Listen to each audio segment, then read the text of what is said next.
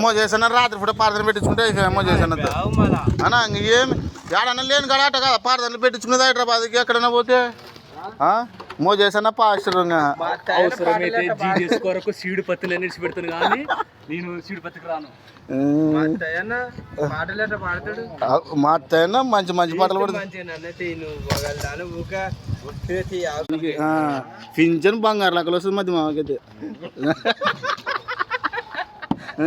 చూడడమే ఇస్తారు వాళ్ళు. 60 ఏళ్ళ మంచి అనుకుంటారు. 50 ఏళ్ళ 45 ఏళ్ళకే కదా. లోపల చూడిదా బాగా నిప్పి చూపిస్తే అయిపోయా.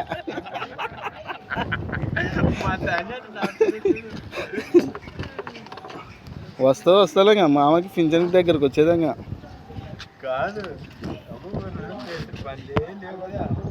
లేవో ఉసుక ఫ్రీ ఇడిచింటే సంగన పనులు స్టార్ట్ అవుతున్నా. వీళ్ళు 6000 పెట్టి తోలుచుకుంటారు.